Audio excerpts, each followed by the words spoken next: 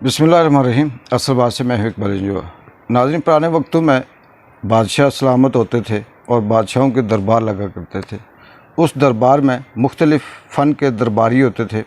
बहुत से दरबारी ऐसे होते थे जो नाचते थे, कुछ दरबारी गाना गाते थे, कुछ दरबारी अपने मस्खरे जो होते थे वो लतीफ़े सुनाते थे, और बहुत से दरबारी ऐसे थे जो बादशाह सलामत के पास बैठकर उनकी टांगें दबाया करते थे।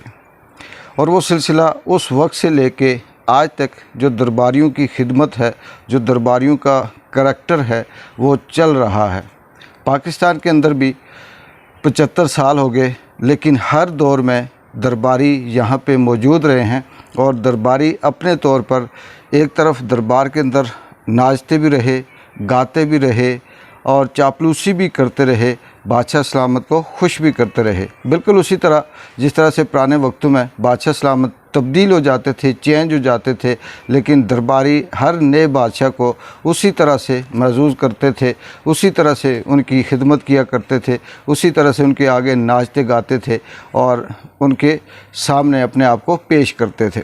अगर कोई सियासतदान होगा तो वो अपने मुल्क के लिए, अपनी आवाम के लिए सोचेगा। अगर कोई सहाफ़त से ताल्लुक़ रखता है तो उसका काम होगा कि वो हक़ और सच की बात करके अपने आवाम के, अपने जो मसाइल हैं मुल्क के, उनको हाईलाइट करेगा और उनको बादशाह सलामत तक पहुँचाएगा कि हमारे मुल्क के ये मसाइल हैं और शायद कि इनसे आप बेखबर हैं, हम आपके लिए ये ख़बर लाए हैं, आपके लिए ये मसला लाए हैं, आप इसको हल करें। अगर कोई यहाँ पे अदल व इंसाफ़ करने वाला हो तो वो ये कहेगा कि यहाँ पे अपने कौम के लिए, इस मुल्क के लिए, इस धरती के लिए, वो सब के लिए बराबर इंसाफ़ करेगा, अदल करेगा, और उसे पता है कि अदल व इंसाफ़ से ही निज़ाम चलता है। इसी तरह से पार्लियामेंट के अंदर भी जो हज़ारों लाखों के लोगों के वोट लेकर आते हैं, अपने आप को आवाम का नुमाइंदा कहते हैं, अगर वो दरबारी ना हों तो वो उनको चाहिए, उनका काम है कि वो आवाम के लिए ऐसी पॉलिसीज़ बनाएं, ऐसे कानून बनाएं, ऐसे तब्दीलियां लेके आएँ, तरमीम करें, जिससे मुल्क कौम के साथ साथ आम आदमी का भी को रिलीफ़ मिले और उसका फ़ायदा हो। लेकिन बदकिस्मती से हमारे यहाँ जो दरबारी हैं उनका काम सिर्फ़ और सिर्फ अपने आप को दरबार में पेश करना और उसके बाद फिर उस दरबार से फ़ायदा उठाना और फिर दूसरा जो बादशाह आएगा उसके सामने पेश करना, मुल्क को लूटना, ख़जाने को लूटना, बादशाह सलामत के ख़जाने को लूटना और दरबार से फ़ायदा उठाना। किसी को घुंघरू मिल जाते हैं नाचने के लिए, किसी को खाने के लिए रोटी मिल जाती है, किसी को बाजा मिल जाता है बजाने के लिए और किसी को ढोल मिल जाता है बजाने के लिए। बदकिस्मती से पाकिस्तान के अंदर ये मीर जाफ़र और मीर सादिक का जो करैक्टर है वो भी ये दरबारी साथ साथ प्ले कर रहे होते हैं।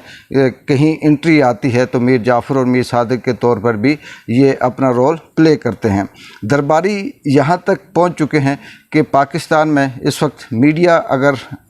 ऑन करें, चैनल ऑन करें तो पूरा पाकिस्तान महंगाई के नाम से एहतजाज कर रहा है। बिजली के बिल जो जिस तरह से आए हैं, आम आदमी ख़ुदकुशी कर रहा है, आम आदमी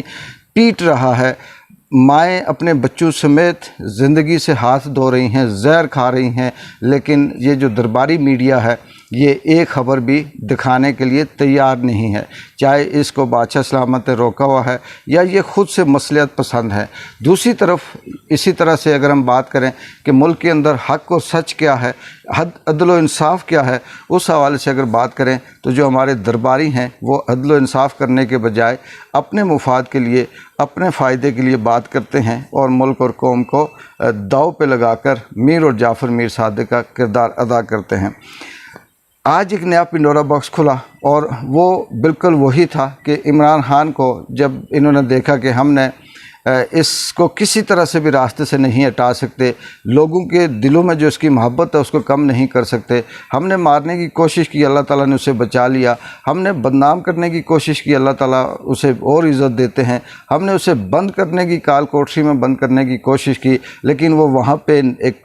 नया नेल्सन मंडेला बनकर उभर रहा है, वहाँ पे वो दानिश्वर बनकर आ रहा है, वहाँ पे वो मज़ीद इस्लामिक स्टडी करके मज़ीद अपने आप को जो खामियाँ थी, जो गलतियां थी, उनको दूर करके वो सामने आ रहा है और उसका हर लम्हा, गुज़रता हुआ लम्हा ان کے اوپر باری ہے اور یہ خوف طاری ہے کہ اگر یہ آ گیا تو ہم درباریوں کا کیا ہوگا۔ جس طرح سے عمران خان کے اوپر 200 سے زائد کیسز بنائے گئے ہیں اور کسی ایک کیس کو بھی ویلڈ نہیں کہا جاتا، کیونکہ اس کے جو وکیل ہیں وہ سارے کے سارے سامنے آئے ہیں، اور جب سے عمران خان کے اوپر زیادتی ہو رہی ہے، ظلم ہو رہا ہے، کیسز ہو رہے ہیں، تو عام آدمی بھی آدھے سے زیادہ وکیل بن گیا، کیونکہ اسے بھی ساری شکیں، سارے لا، سارے آئین، سارے قانون سمجھ آنا شروع ہو گئے ہیں۔ عمران خان کے جو وکلا تھے انہوں نے انٹرنیشنل ہیومن رائٹس کے حوالے سے ایک لا فرم ہے برطانیہ کی، اس کے وکیل کو ہائر کیا کہ وہ اس حوالے سے دیکھے کہ پاکستان کے اندر جو ہیومن رائٹس کے حوالے سے خلاف ورزیاں ہو رہی ہیں وہ دیکھے، نوٹس لے، اور اس حوالے سے انہوں نے جیفری رابرٹسن کے نام سے ایک وکیل ہائر کیا جو اس لا فرم کے میں سب سے ٹاپ کے جو لا فرم ہے ان کے وہ وکیل ہیں۔ اب یہ وہ وکیل ہے، وکیل ہو یا صحافی ہو یا کوئی بھی ہو، اس کا کام بات کرنا ہوتا ہے، اس کا کام کیس لڑنا ہوتا ہے، اس کا کام حق و سچ پہ فیصلہ کرنا ہوتا ہے، اس کا کوئی مذہب نہیں ہوتا، اس کا کوئی دین دھرم نہیں ہوتا۔ لیکن اس وقت جو درباری ہیں، جس میں عطا طارر سب سے بڑا درباری ہے، فردوس اوان ہے، منصور اپنے آپ کو جو کہتا ہے کہ میں صحافی ہوں، جاوید چودھری جو ایک عجیب و غریب قسم کا لبادہ اور بیٹھا ہوا ہے،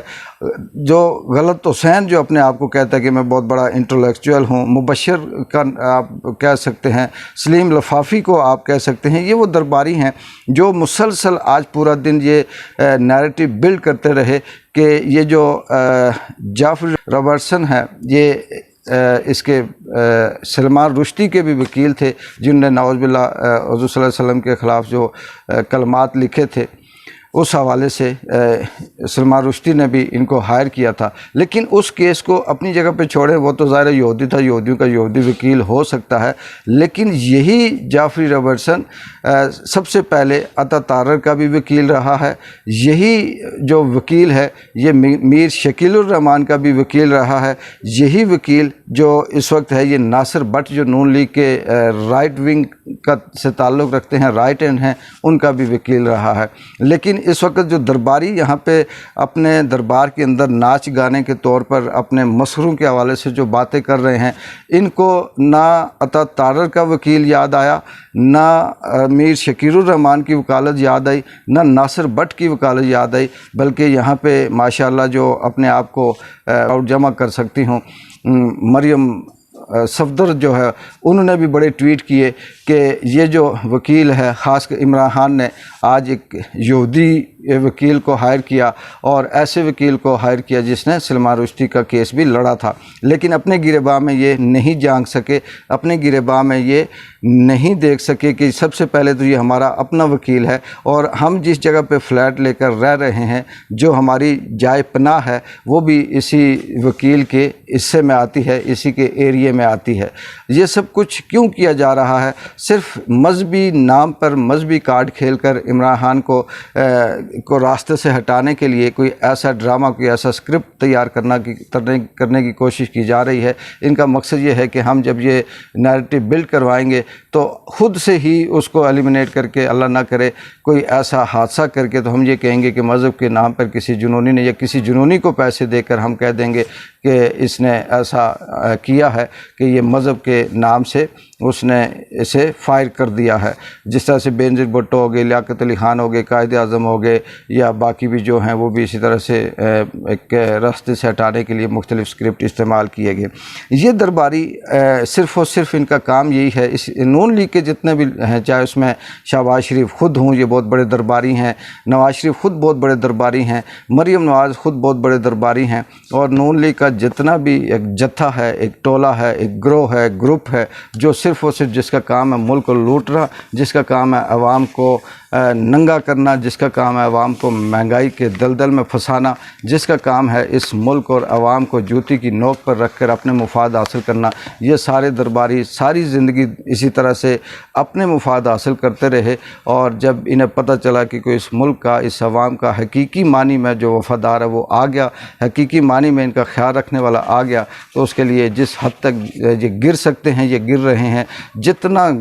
گند میں اپنے آپ کو یہ ڈال سکتے ہیں یہ ڈال رہے ہیں، रहे हैं और इस वक्त तक इनकी कोशिश यही है। लेकिन मेरा ये यकीन है जिस तरह से अल्लाह ताला ने पिछले 3 सालों से मुसलसल इमरान खान के साथ जो साजिशें हो रही हैं, अल्लाह ताला उसे बचा रहा है, सुरखरू कर रहा है, उसे इज़्ज़त दे रहा है, उसे हर एक कदम पे, हर एक बयानी पे सुरखरू करके उसे सामने लेके आ रहा है। इस आइंदा भी अल्लाह ताला उसकी मदद करेगा और ये जो दरबारी हैं ये बयान इनके इसी तरह सिटी में मिलते जाएंगे और एक वक्त आएगा कि जब नया कोई बादशाह आएगा तो ये दरबारी उस वक़्त फिर ख़ुद एक कुर्बानी का बकरा बनेंगे, इनकी जगह कोई और दरबारी आ जाएंगे और वो इनको इसी तरह से घसीटते जाएंगे। पाकिस्तान की बदकिस्मती ये है कि तरक्की की जब भी कोई रास्ते हमवार होते हैं, जब भी कोई तरक्की के लिए बात करता है तो मुल्क के अंदर बहुत से ऐसे दरबारी आ जाते हैं जो मीर जाफ़र और मीर सादिक के स्क्रिप्ट के साथ साथ दरबार में नाचना गाना और घुंघरू पहन कर अपने आप को शो करना और फिर बादशाह सलामत को खुश करने के लिए जिस हद तक वो जा सकते हैं वो जाते हैं। यही हमारी बदकिस्मती है, यही हमारी 75 साल की जो एक्सरसाइज है वो यही है कि एक तरफ दरबारी है और एक तरफ बादशाह बैठा हुआ है। अवाम और इस मुल्क के वफ़ादार वो अभी तक जद्दोजहद में कोशिश में लगे हुए हैं कि किसी तरह से उनको ये मौका मिले कि वो इस मुल्क को संवार सकें, इस अवाम को इस दुखों से, इन गमों से, इस परेशानियों से निकाल सकें। इकबाल जंजुआ को अगली डेवलपमेंट तक इजाज़त दें, देखते हैं कल तक दरबारी क्या नया स्क्रिप्ट लेके आते हैं और इस पे क्या काम करते हैं। तब तक के लिए अल्लाह हाफिज़।